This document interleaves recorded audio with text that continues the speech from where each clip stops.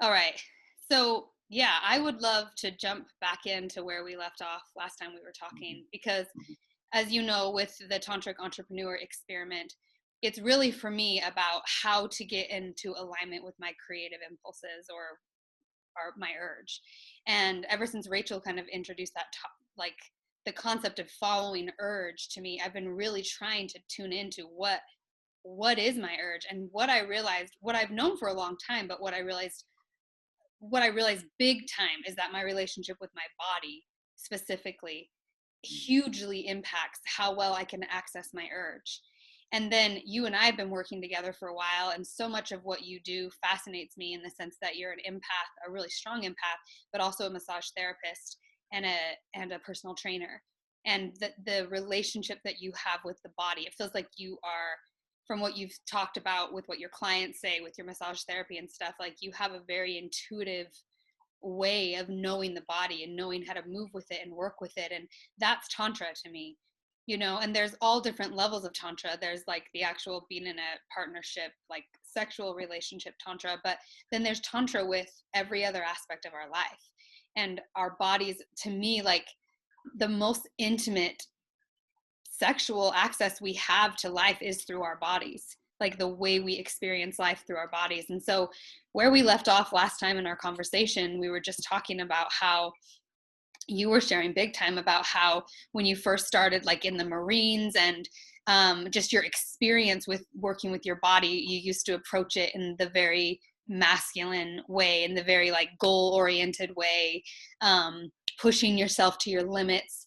And you had to really come to the point where you considered the fact that you were an empath into your whole routine in order to be successful. That's kind of where we left off. And I would love to like just start there because we're going to be sharing this on my YouTube channel. And for anyone who's watching, Kylar is I introduced this in the beginning, but Kylar's working in the Tantric Entrepreneur Group with me. And so much of what he does right now is focusing on personal training for empaths in particular. So Kylar's been kind enough to work with me a little bit on it, and we're going to be working with me in the group so you guys see it like live. But I want to hear about you, like your experience in when you started considering being empathic and what kind of impact that had on your workouts and the way you approach life in general, kind of the changes you made, and then where you kind of evolved from there as you felt the pressures of the workout culture. Yeah, yeah.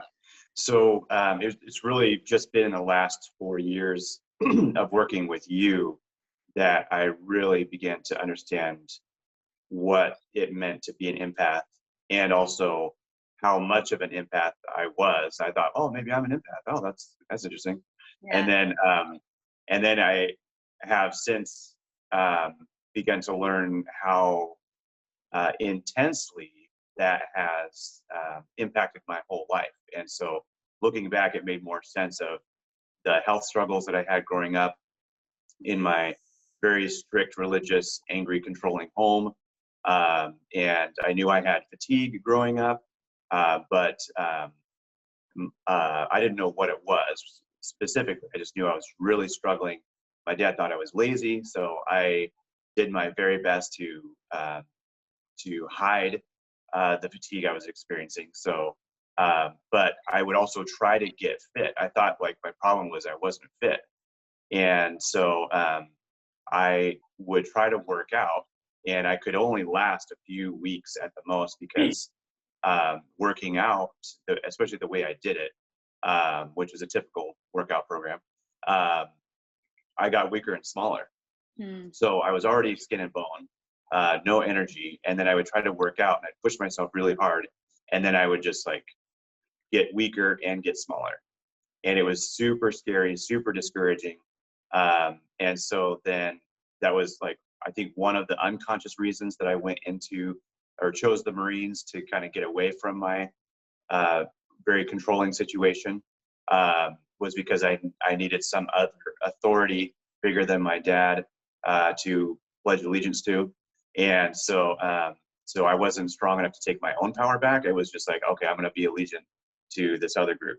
And then that got me away from my dad. But then I was like in this really intense, pretty terrifying, situation.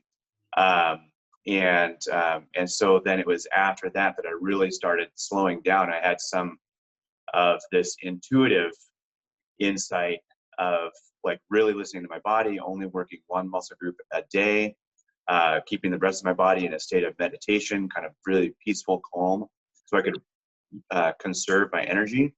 And that was the thing over a super long time, months and years. I started slowly getting more energy, uh, more strength, and I was also always doing research, always going to different experts that I thought might help.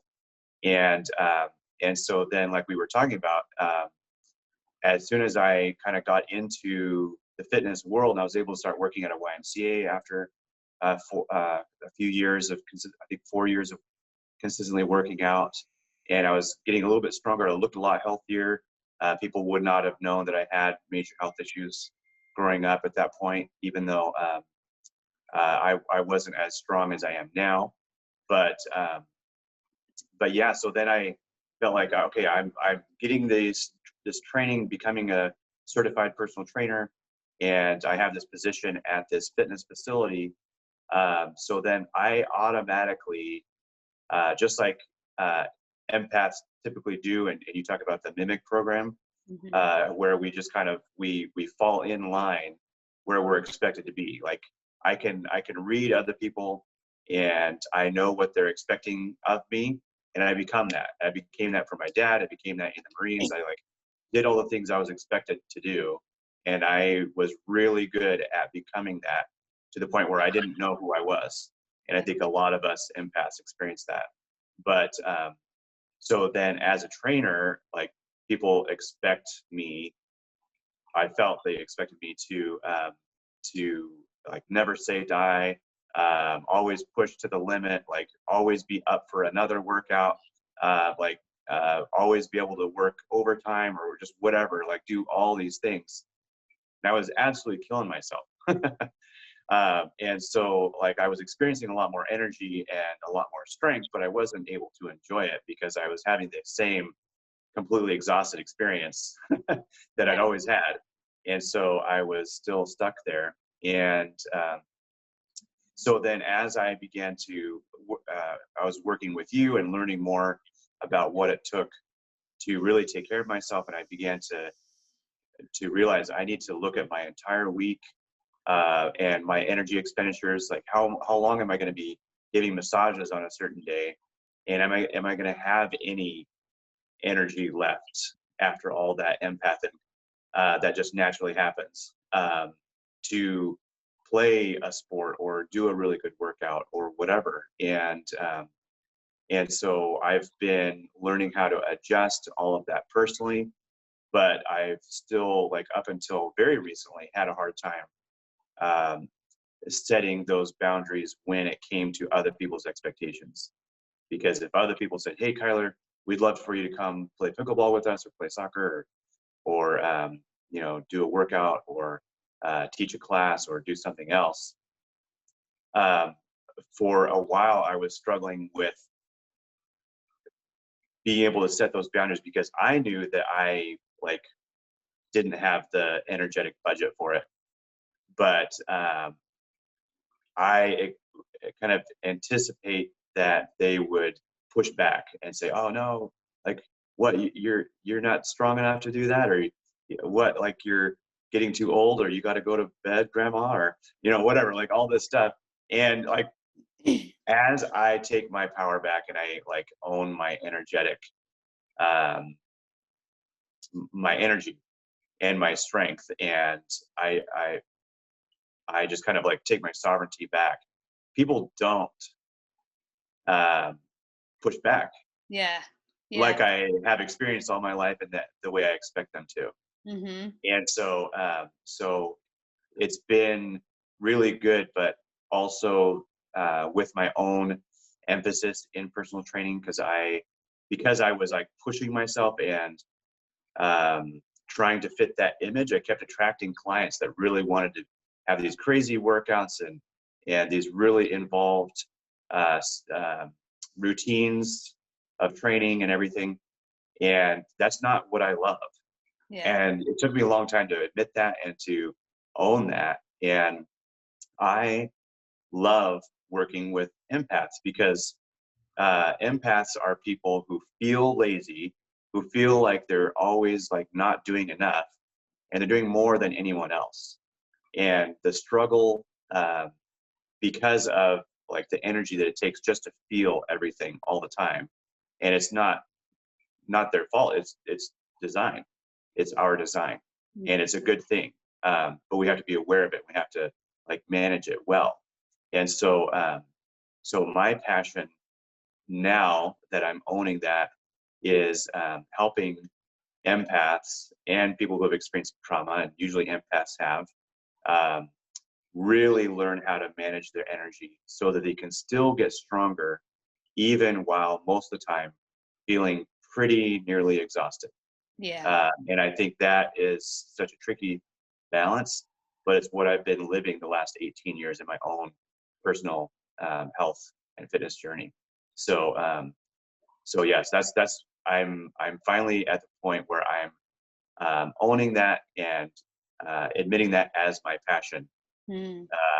That's what I want to do in fitness. I don't want to do the crazy intense um, workouts that are super impressive Yeah. anymore. I want to help people really take back their power and their physical power, their strength, their energy in their own life, who are empaths. Yes. I know for me, getting back into my body, developing a relationship with my body, and moving from that place, because I was very much like you, like I pushed myself way hard. I was always dieting and always doing crazy exercise programs, and then I would burn myself all the way out, and then I would do nothing for a good chunk of time, and I would gain back weight that I lost, and I would start feeling way disconnected from my body, and then I would do something extreme again. And I thought that that was good. That was me when I had the energy to push myself, that was me being good and doing enough and being worthy. So all these energetic attachments to it. And what I've realized is that, as I said in the beginning, that, you know, the body, connecting to the body and getting primal, like what Rachel teaches, when she said that to me, like get primal, I remember thinking, well, what the hell? I don't even know how to do that. I don't even know what that means. And that's been my journey ever since. I feel like those are the two pieces Rachel gave me, is the word urge, which just fits so well with, I think it's like something that I believe empaths in particular have numbed out to in the making space for everyone else. Mm-hmm. And not Yeah. even because, even if it's by design, I think a lot of empaths develop that gift because of trauma as well, but it was, they had a propensity for it, that particular kind of survival, because they must naturally do it anyway. Right. But what I've found is that even in that, there's a switch that can happen when you're in survival. It's like we're always looking, where that's that hyper vigilant, and we're always trying to be the chameleon, really, to be safe. But when we make the switch into thriving versus surviving, it feels like the energy itself actually gives back to us. So what we're feeling from others is an energy that gives back to the body as well, and it's not so exhausting. And the reason I bring that up, because I feel like empaths have a very real journey to take, which is that most, and we talked about this last time too, and I remember it standing out, is that most empaths have been trained, I think everyone has, but especially empaths have been trained from the time they were young to be out of alignment with what they really want, with their urge, with their like creative impulse, and to move and take action on that. A lot of us have been so deeply trained out of that, that we end up in these lives, we're wound up in these lives that, like you were in the Marines with your dad, all the things you did in the religious world to try to be enough and do enough and whatever, all the programming that we got to, like, if you do this, you're worthy. We spend an incredible amount of energy doing that. Then we end up, when we wake up, finally, we realize, why does nothing about my life feel good to me? Why does every single thing about my life feel exhausting to me? And that's the point where I was at when I decided I'm never working for anybody again. And I remember telling the universe, like, take me out or use me for what I actually have to give, but I have nothing in that realm more to give. You know, I just knew that, like, unless I could somehow be used just exactly where I was and how I was, without having to fix anything or be better or anything, then I was worthless and I should die. Like, that's really what I thought. Like, if there's no value to exactly where I am, then I shouldn't be here. And my entire point of bringing this all up is because I feel like that journey for me anyway, and it sounds like for you, of realizing, okay, everything about my life feels uncomfortable. I have got to get back in alignment with my urge. And that means I've got to find a rhythm with my body. I've got to find like because it really does come down to energy. And like so many empaths, and I know you had this too, when I was at that point where I was at major burnout, I had thyroid issues. I was exhausted, like extreme fatigue. I was exhausted all the time. Throughout my whole 20s, I remember thinking, I'm in my 20s and I eat relatively healthy and work out and I am exhausted all the time. That's how I was for a very long time. And I would say it's only really within, even for me, the last couple years that the equation has been that I've learned to give myself what I need. I've learned to value what you just said, like my energy capacity. I've learned to value rest. I've learned to value slowing down. I've learned to value not caring what people think. I've learned to value feeling good. So tuning into what feels good to feel and going that direction instead of always like finding the vulnerability to try to strengthen it so that then I'm protected, you know? So all that to say is I feel like where I'm at now is I'm finally really starting to access my urge. And I feel like I'm on that precipice of like the domino effect is about to happen. And I can tell when it switches like that we don't even have to put thought into it anymore. Our urge just naturally like we wouldn't have to put a strategy anymore behind how to take care of our body because it becomes that second nature to us.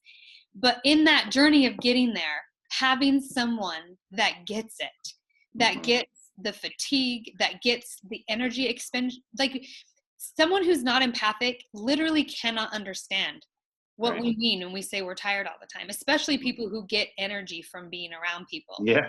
And that's usually how you can tell who's the empath in this situation, is that you'll be with someone all day and they leave feeling way super energized and your energy is like there.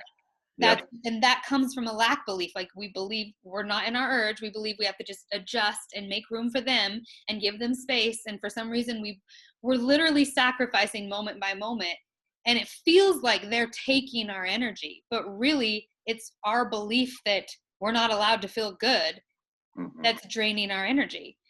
And I was thinking that even as you were talking, I was thinking about how we're such powerful creators, and this is the other switch that I think we're making, and that getting in touch with the body helps to get there, is that we are what we believe we literally create. But it's not just the belief, it has to be what we also feel, like the beliefs that translate into the body in a way that it's our physical reality. You know what I mean? That it's like the way we're holding our body is reflecting of the beliefs we have. So when we're hypervigilant and we're intent, like we're holding tension in our body, which a lot of empaths are, a lot of people are, period. It starts, I guess what I'm trying to say is it starts even at that most minuscule level of like getting in touch with how are you holding your body in this moment?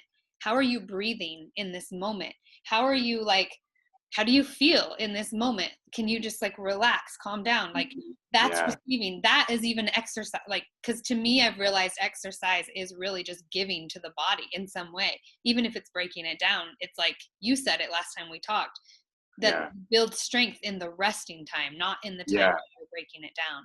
So anyway, those are kind of like my thoughts all over the place, but I feel like one of the reasons I wanted to talk to you about this and have you talk about it in the group and kind of talk with me in the group about my situation, because I want to see people model it out I really am at the point now too, where I'm really looking to find a good exercise routine that I can just stick to, that's simple, that works with what I know. Cause I go hiking and I do yoga, but like, I feel like there's just a next level I can take it.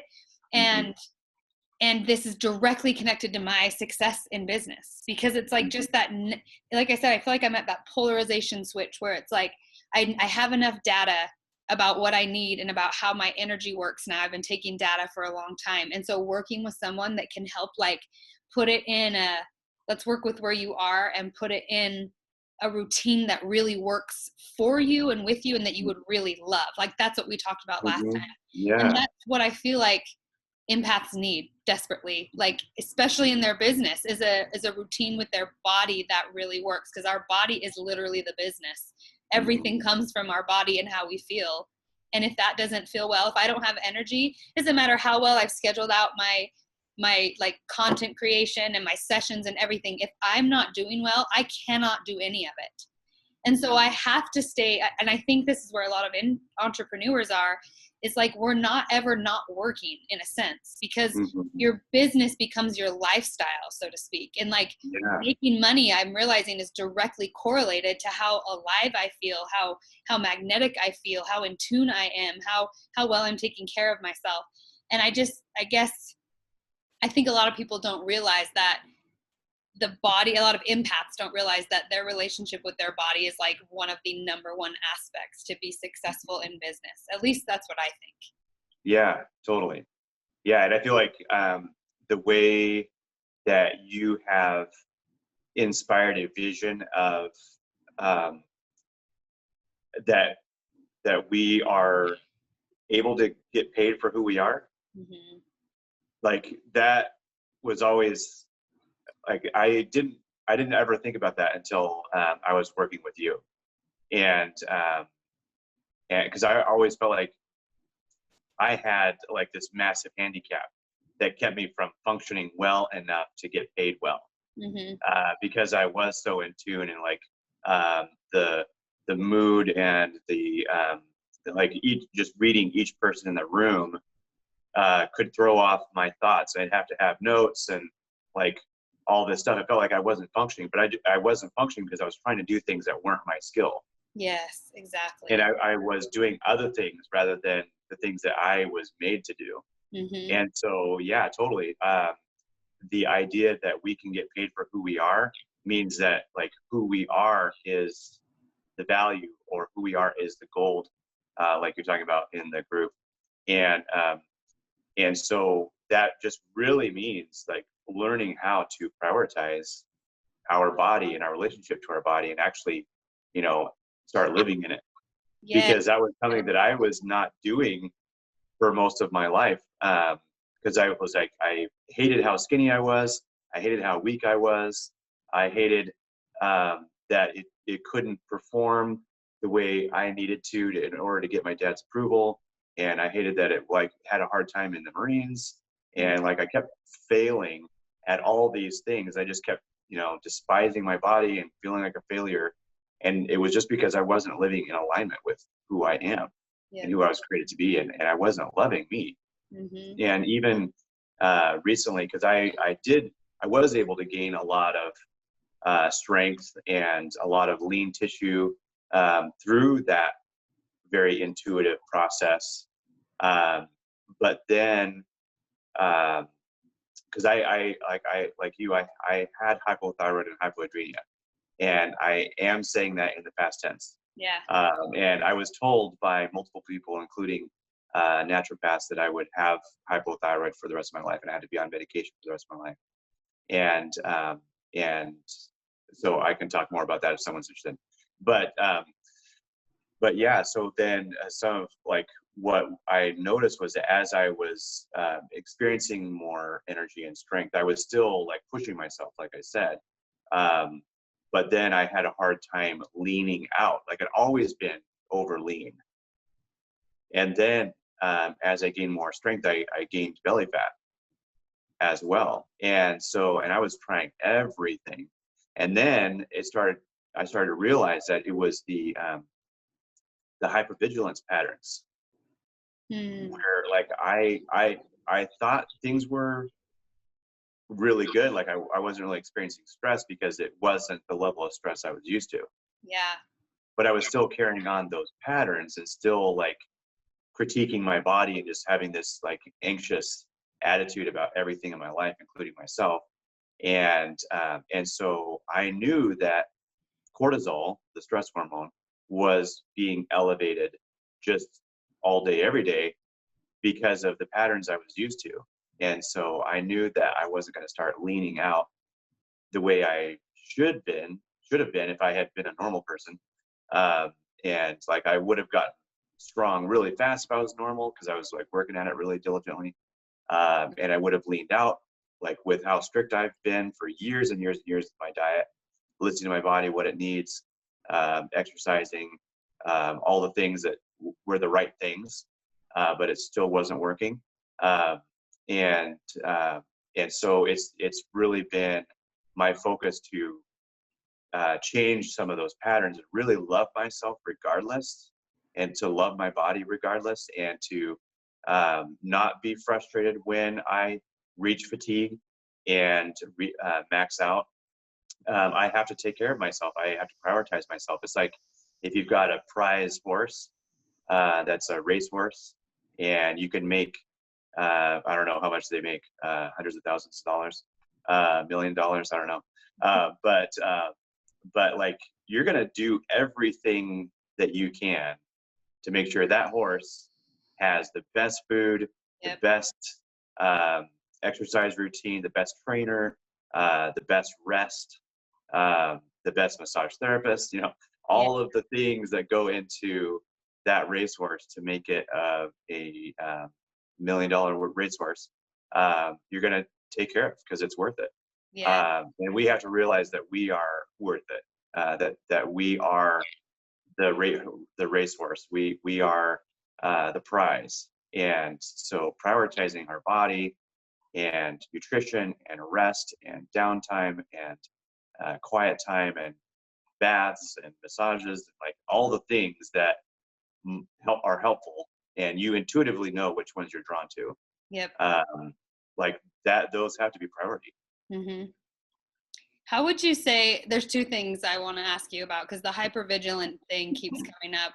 Like, how did you, when you said you started to recognize those hypervigilant patterns, how did you work your way out of them? What was your Yeah, strategy for that? yeah. I'm trying to think, because like when you're in the moment and your whole life is built around like still taking care of everyone else and like trying to be enough, and like I was realizing all this at a job I'd moved almost all the way across the country for, and I knew hardly anyone, and and I didn't even realize while I was in it that they were expecting me to be like this authoritarian authority, because I was a supervisor for a department, and I kept being told I was a bad leader because I was like really trying to understand who I was leading and trying to make modifications. They're like, no, you tell them the rules and you make them comply. Mm. And I'm not doing that. So like I got sent to management training and leadership training and all this stuff because I was being a bad leader. But so that was kind of like that was my brutal wake up call. And just I was stressed out all the time, and had and yeah, just it wasn't fun. It was kind of a nightmare. and and so like it was the small things at first. Like my apartment was a place where I really enjoyed being, and I don't know if like not everyone's going to have that, but like, is there some place in your life that you feel safe and you're like, okay, I know like tonight when I get home, I can be okay until I go to bed or whatever. Yep. Like that was kind of like that little space for me. And I kept doing my workouts and going for hikes and walks and stuff, and just kind of like getting away, getting lost in stories. I've always loved fantasy, so I was listening to a lot of Audible and stuff, and just like it felt like escapism a little bit, but that was because I didn't know about self-care. Yeah. So yeah, and I'd always like thought, well, if I'm going to be really tough, then I should be able to like endure it, and I shouldn't try to get away from it. But like, no, I have to prioritize myself. And so like I began to prioritize all the little things that I did enjoy and I knew I enjoyed. And through talking with you and our individual coaching sessions, that was when I quit that job, and I quit the schoolwork that I wasn't enjoying, and moved into my truck and travel trailer, and I started traveling the country on my way back home to my home state. And it just like felt so crazy and ridiculous and radical and a little scary. But it was like exactly what I needed to kind of really switch up the patterns. Mm-hmm. And so as I went back into a work environment after that, I kept reminding myself, I don't need this job. I'm very skilled and I'm resourceful, and I can make a living doing a lot of different things. So then I started putting less into making sure everyone was happy at my work. And so then it was like, okay, am I happy? Am I enjoying this? And prioritizing myself. And then as I learned more about myself and being an empath and like what I really desire, I feel like it was like a process of taking my sovereignty back a little bit by little bit, Mm-hmm. setting more boundaries, saying no to things, and having to let go of what other people thought or what I thought they were thinking. Mm-hmm. Because I was like so skilled at being what they wanted all those years previous that a lot of people were kind of surprised. So I had to be okay with people being surprised and thinking that they were disappointed, Yeah. or assuming that they were disappointed. And so just like little by little, at one point I'd never like gone through and done a Facebook cleanse of like purging friends.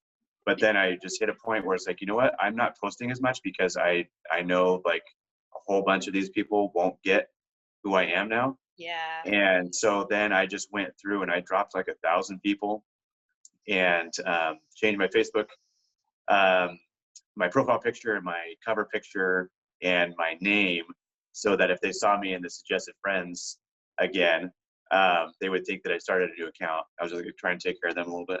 Yeah. So I was like, that was my little acquiescence to Yeah. taking care of other people. But Yeah. yeah, so yes, it's definitely a journey. But I had to, yeah, I feel like I just had to start where I was and just like start prioritizing. I just wasn't used to doing that. Yes. I think that's huge. I was actually just talking to my sister this morning, Liz, what you know her as well. Yeah, And yeah, she was talking about how, like, she was asking me, what is it, how do you follow your urge? Like, how do you, like, especially when you have jobs and, you know, kids and, you know, you're like, how do you just, a lot of people think it has to be radical, like something extreme, like selling everything and moving. But I think we often discount the small things every day, and consistency is the key. And I think it can feel overwhelming, at least for me, like when I started waking up to how unbelievably numbed out I was to my urge and how I just didn't enjoy my life, and I was in hypervigilance and I cared too much about what people thought, and I was just letting people take up so much space in my body. I did have like the radical side was deciding never to work for anyone again. But aside from that, though, it's still, even within that, and I've said this before, like how much I took the old programming even into my own business and my own way that I scheduled and my way that I worked out and the way, and I had to undo all of it. And I think that, just like you said, can, like, doing the work in the small things and being consistent about it, it does eventually add up, and then there's a domino effect. And it's interesting because as you're talking, every time you share from the past, I forget how long it is that we've been working together, and how, where you were when we first started working together versus yeah, now, like the momentum of now you've moved into a whole new place, you're in a new house that you bought, you are like right on the precipice of your personal business, everything's going, it's just like a brand new, everything is like, I'm feeling the momentum of the power of what you chose way back then, of just like, I'm going to start untangling myself from this energetic mess. And it might take a little time, especially in the beginning, like when you're undoing a knot, like you have to be really patient and pull all the little pieces out, but eventually it starts unraveling, and then it's just like you're free. And that doesn't mean life feels perfect, but I think that the momentum that I feel like you have, and especially this momentum of, as you're starting to work and coach one-on-one with other empaths, working with them in their body, what I've learned and what I think is so freaking cool about this group and all of you who are doing this is that, for those of you who are watching, in the last round, it was just an experiment, and I had everyone, one of the last weeks, share with people if they wanted to share their gifts. So like reach out to people and say, hey, you want to trade sessions? Or because everyone in there does something, most of them in there do some sort of esoteric energy work or coaching or something like that. And so everyone started just exchanging things, and I told people they could reach out to me too if they wanted to, if they couldn't find a partner. And you and I had already had stuff going on, but I worked with Wendy, who's also going to be live. I'm sharing a live with her that I did too, and she'll be live in the group. And I worked with a girl, this is minus our group, but another girl that I had done an exchange with, who I exchanged a session for her, and she did a breathwork session for me. So we did an exchange, and how insanely powerful that was. And I've been realizing how, when I worked with Wendy, worked with Allison, the girl who's doing the breath work, and I worked with Christy, who's now I hired to be my business coach. I've been blown away at the level of talent of all of you, but also the thing that I've been like planting seeds for, which is being yourself is your highest leverage point. I feel like I'm now benefiting from. I'm like seeing I'm experiencing the fruit of that, because I didn't know what to expect when I worked with Wendy, or when you and I have talked, or when like Christy and I, when she did an actual like official business session with me. But because all of you know me in my work, so you know me well, but B, you are also empathic. And like, I've been blown away by this space you guys have been able to hold for me. And I feel like I've gotten this whole new code of abundance, especially among empaths that specialize, like why it's so key to totally uniquely specialize in your unique gifts, like you working specifically with body training. Because I've been wanting to hire a trainer for so long, but I wanted someone who could work with me being an empath. Like, and I didn't even know that's what I needed until you and I started talking about it. And I started realizing your whole journey and how beneficial it's been for you. And even just like the first time we just talked about the simple steps. And I felt that way with Wendy, with the organization. She specializes specifically in helping people get organized. That's her gift. But she's an empath. And she's like, I don't know if she works exclusively with empaths, but she works with a lot of people like me, you know? So I've been like, holy cow. And especially in our group and having exchanges, I've been amazed at how many people have just like taken off all of a sudden. Like they're just like taking off into their gifts and posting stuff and having more clients, and just like they're spinning their energy, you know? And to me, it's the value of like, I'm realizing my abundance code is I want to always have coaches that specialize in very, very, very specific things, like hacks that I need for the next level. My relationship with my body is super key. My relationship with my business obviously is super key.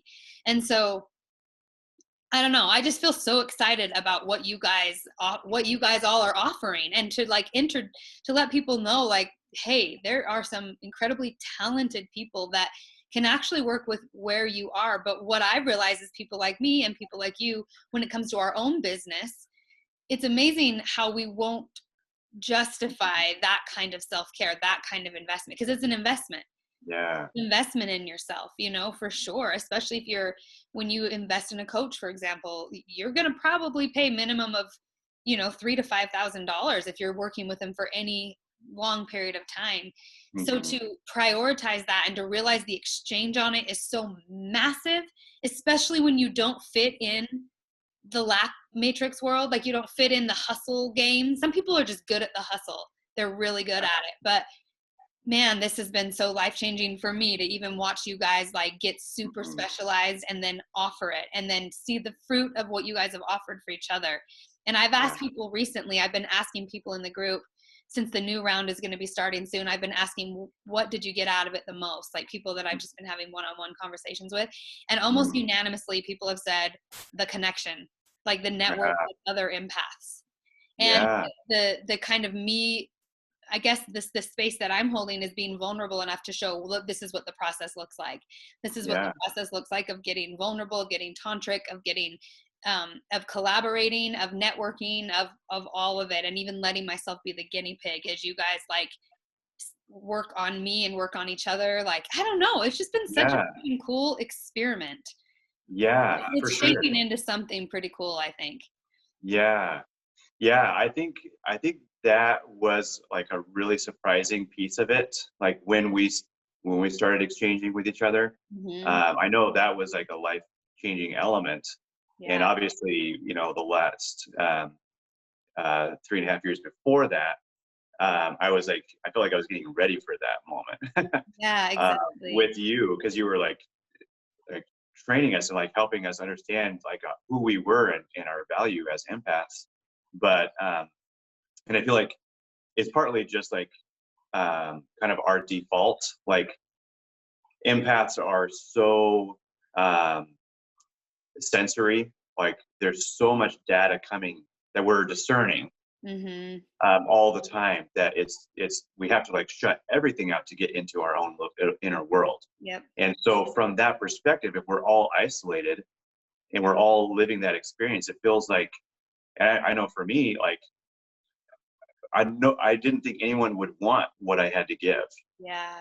because there was just nothing like that out in the world. And the rest of the world and anyone that's less empathic and more on the narcissistic end, not necessarily like clinically narcissistic or like a really major abuser or something, but just like they're more able to be driven and more, you know, bring their vision to reality and project that onto everyone else.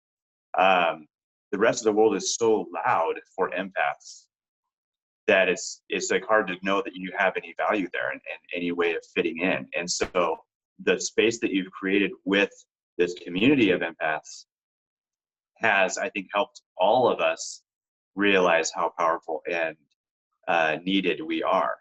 Yeah. And so that experiment of exchanging gifts and tools and skills with each other, just like that, opened my eyes to like, whoa, I could totally incorporate this within my life coaching. Like I just offered empathic masculine.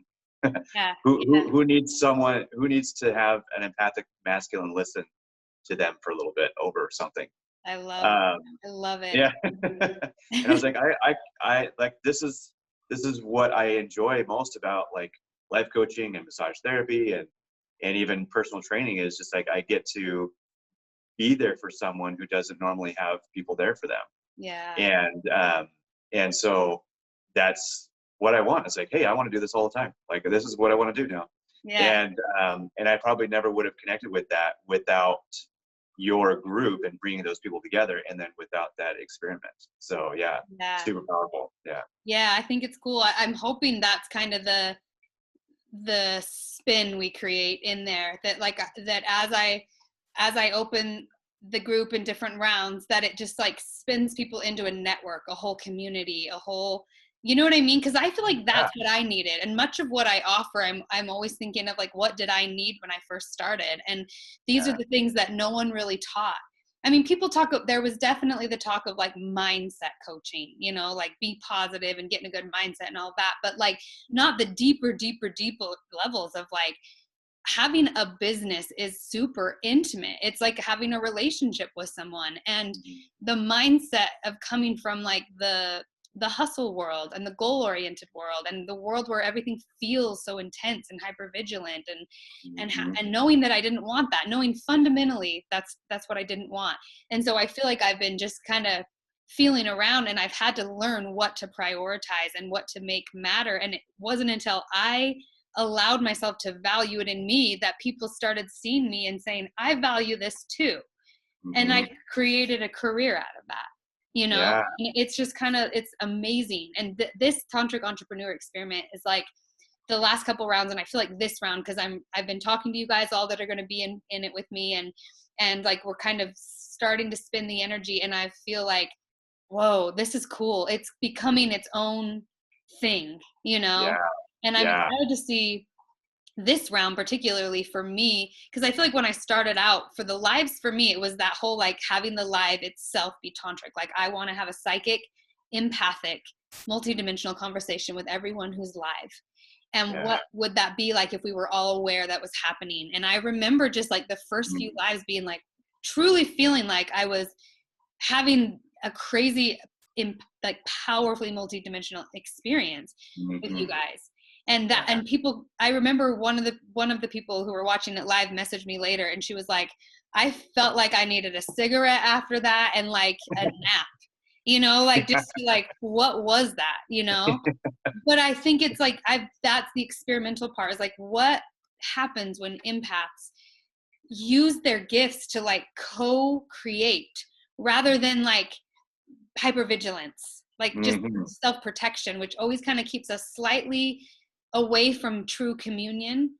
And we're Yeah. a lot of times afraid to have true communion because we didn't have the sovereignty piece before, so we'd get drained. Hmm. But when you Yeah. include yourself in the equation, which is what tantra is all about, like you lead via your pleasure. And that's Yeah. the whole reason I called it the tantra entrepreneur experience, because I Yeah. wanted to set it up like, what if there was a group experience where everyone let it be their pleasure, and it Hmm. wasn't just like a group where like we drain each other, or it's a Hmm. support group, but it's actually like, no, like let's turn each other on, like magnetize each other's fields more and get our resonance more powerful.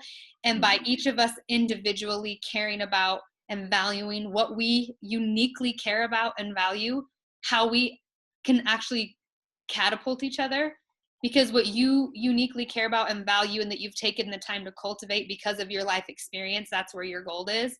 So you have something to offer me where I've like taken mine and I cultivated something a little different in terms of my specialty, Hmm. so to see all of our little specialties and expertise come together, that's been the cool part. And I really want to, like, this round, I want to just massage that in, even Hmm. more. Hmm. And I want Yeah. you to massage the whole group. I Yeah. see you as being like the masseuse of the group, just kind of like massaging the whole resonance of it. You're good at that. And I can feel when you're on the lives too, Hmm. you offer a container that's very safe. Hmm.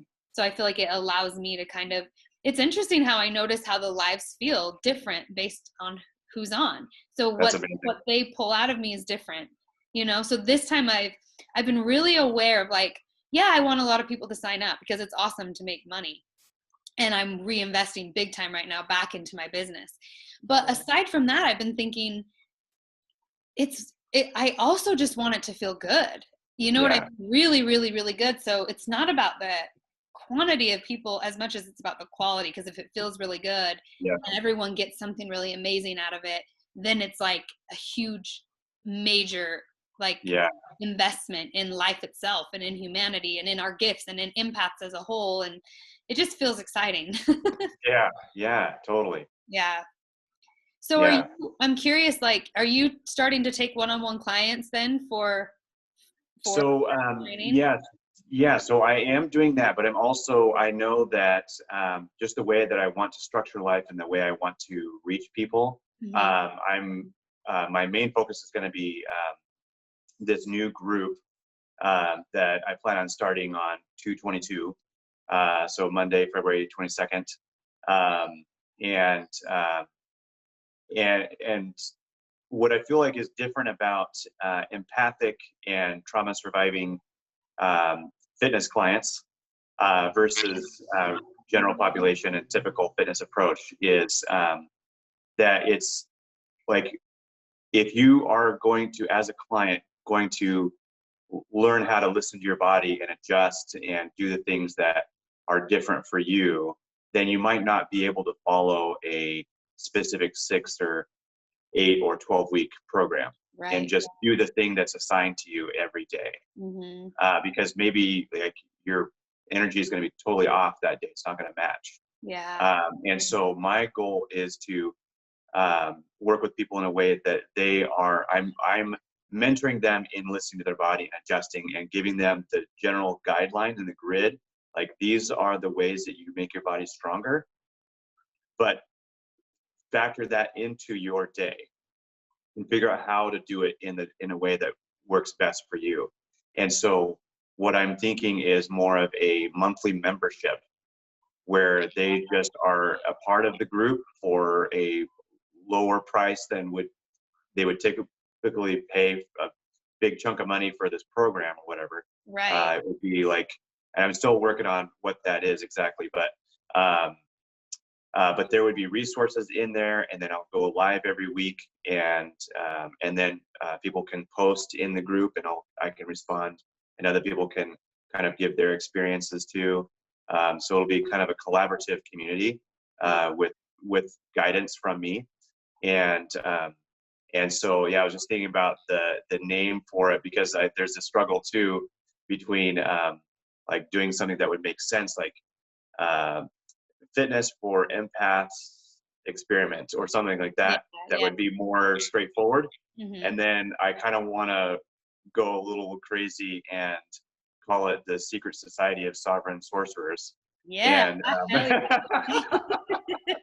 and because I want it to be all encompassing, like in like sovereignty, taking your sovereignty back, but really owning every aspect of your life, because I'm a life coach as well, and my view of fitness is that it's just the front door Yeah. to life change, because like you're going to run into all the things that you need to change as you're working on changing who you are physically. Hmm. You're going to run into all the beliefs that you have about yourself and about life and about your ability to do whatever you're thinking about.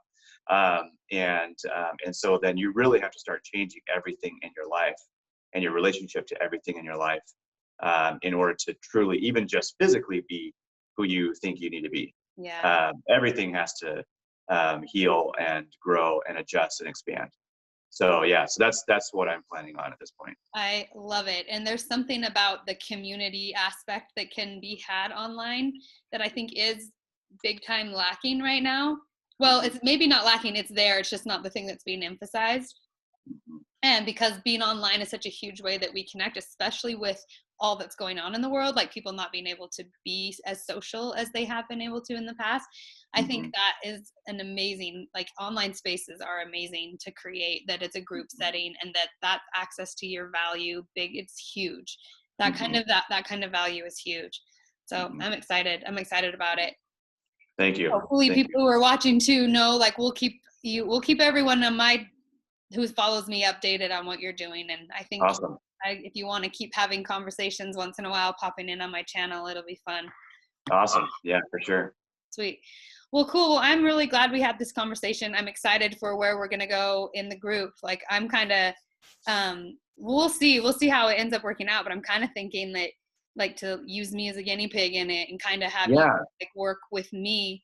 Um, I think because that could be really beneficial. yeah, and I'll set it up the way that the outline of the group is each live. When we finally get to the body part, I'll have set it up to that part, and I Mhm, want the body to be a big part of what we do from the get-go. So it's the challenge I'm going to ask everyone from day one is like spend time every single day listening to what your body needs, whether mhm, and even if it's 5 minutes, 10 minutes, 20 minutes, preferably 30 minutes at least, yeah. whatever that is, with no parameters. Like because I've been practicing doing that, and sometimes it's just like I want to move and stretch in really like slow ways, or Mhm, just like sometimes it almost comes out like tai chi. I don't even do tai chi, yeah.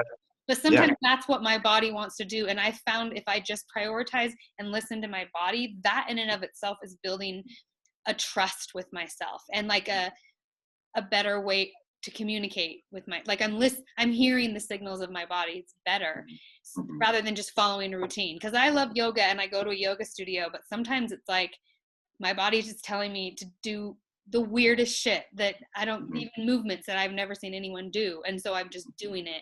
But that's something that I'm going to have us do right from the get go, because we're going to be focusing on the Trinity tech. So body, mind, heart. mhm, And I just want the body to be such a big component of it.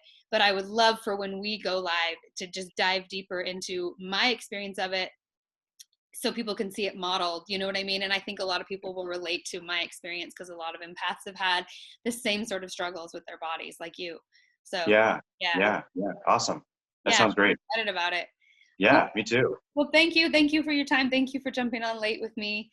And Thank you. yeah, I'm excited to get started. I'll email you and we'll get details about the group. But yeah, if anyone's Sounds good. watching on YouTube, there's still time to sign up for the Tantric Entrepreneur Experience or Experiment. I call it Experience a lot, but it's that too. Yeah. So yeah, the link will be in the description box, and Kylar's information will be in the description box as well. So, all right, much love. Bye, Kylar. So good to talk to you. Bye. Good to talk to you. See ya. All right.